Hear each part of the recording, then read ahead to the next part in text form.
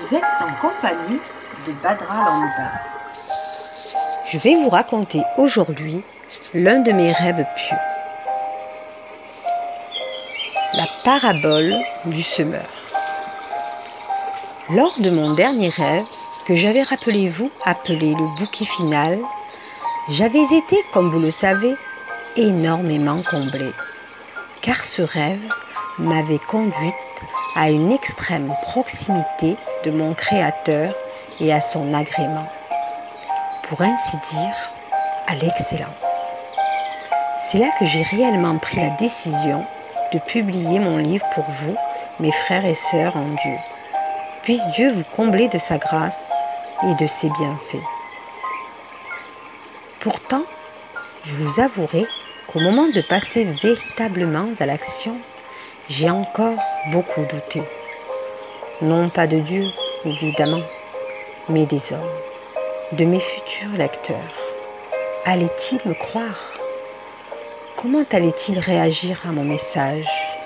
Mon cœur était toujours autant empreint de doute, mais aussi de peur.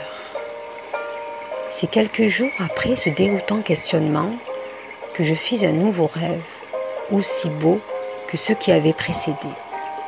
Et une fois de plus, cela allait être pour moi la réponse à mes questions. Écoutez plutôt. Je vis en songe un très grand livre ouvert. À côté de lui, je me sentais si minuscule. J'entendais la voix de mes anges qui me racontaient l'histoire de ce grand livre qui se trouvait être la Bible. Ils me lisaient tout cela du commencement, depuis la Genèse jusqu'à la fin, l'Apocalypse. Au fur et à mesure que la lecture avançait, je reconnaissais une histoire. Je disais aux anges, celle-là, je la connais. Toutes ces belles histoires ont été racontées à la vitesse de la lumière, si je puis dire. Tout me paraissait si rapide et en même temps si clair. J'évoluais dans une autre dimension surnaturelle. Puis, une fois à la fin de l'histoire du grand livre, toutes les lettres se sont mises à s'envoler dans les airs. Elles se sont transformées en petites graines. Un magnifique paysage m'est alors apparu. Une colline près d'un grand champ, une route au milieu. Tandis que j'observais le cheminement des lettres graines, je vis que certaines tombèrent sur le bord du chemin. Aussitôt, un groupe d'oiseaux apparut qui les mangèrent.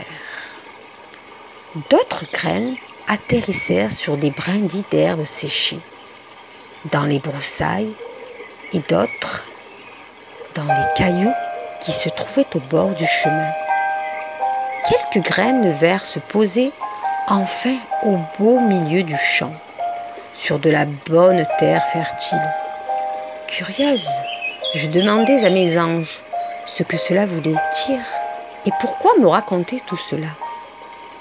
Les anges me répondirent, « Les lettres que tu as vues quitter le livre et s'envoler se sont transformées en graines, car ce sont les paroles de Dieu. Ce que nous t'avons fait voir est une parabole que tu ne connais pas.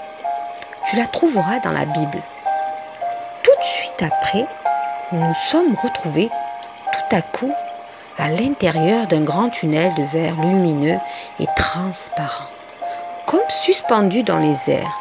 Depuis ce tunnel, je pouvais voir un grand champ, un paysage majestueux. C'était magnifique à couper le souffle. Je voyais encore tout autour de moi les montagnes, les collines, les vallées à perte de vue. Tout cela, vu d'en haut, c'était grandiose. C'est alors que les anges m'ont expliqué qu'ils étaient là pour noter toutes nos actions, bonnes ou mauvaises, et aussi pour nous protéger. Ils me dirent également qu'ils nous observaient en permanence. En revanche, nous ne pouvons pas les voir. Je me suis réveillée là-dessus avec encore tout imprégné de ce magnifique rêve, me demandant ce que cela voulait vouloir bien dire. Je savais que la clé devait se trouver dans cette fameuse parabole. Ainsi, je suis partie à la recherche. C'est ainsi que j'ai trouvé la parabole du semeur, racontée par notre Messie Jésus Issa, le bien-aimé d'Allah. Elle ressemble étrangement aux images de mon rêve, les graines, paroles de Dieu, tombant dans le cœur des hommes. Voilà donc de quoi parler cette jolie parabole. Un semeur sortit pour semer. Comme il semait, une partie de la semence tomba le long du chemin. Les oiseaux vinrent et les mangèrent. Une autre partie tomba dans les endroits pierreux, où elle n'avait pas beaucoup de terre. Elle leva aussitôt, parce qu'elle ne trouva pas un sol profond. Mais quand le soleil parut, elle fut brûlée et sécha, faute de racines. Une autre partie tomba parmi les épines. Les épines montèrent et l'étouffèrent. Une autre partie tomba dans de la bonne terre. Elle donna du fruit. Un grain 100, un autre 60, un autre 30. Que celui qui a des oreilles pour entendre, entende. Matthieu chapitre 13, versets 1 à 9. Vous donc, écoutez ce que cela signifie. La parabole du semeur.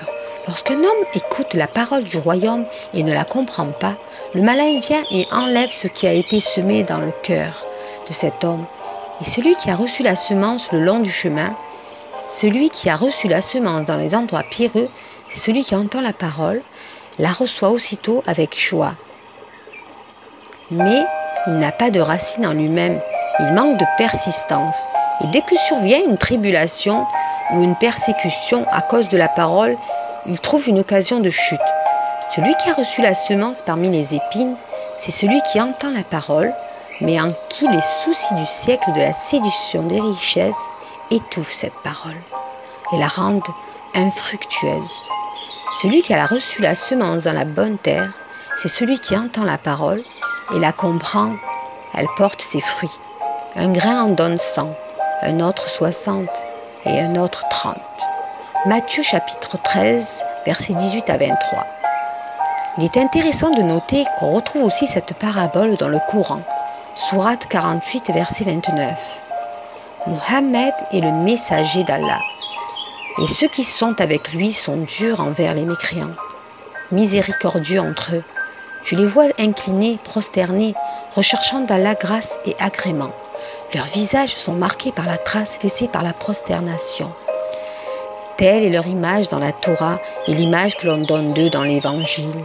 Et celle d'une semence qui sort sa pousse, puis se raffermit, s'épaissit et ensuite se dresse sur la tige, à l'émerveillement des semeurs. Allah, par eux, les croyants, remplit de dépit les mécréants. Allah promet à ceux d'entre eux qui croient et font de bonnes œuvres un pardon et une énorme récompense. Voilà mes frères et sœurs en Allah, c'est tout le bien que je vous souhaite.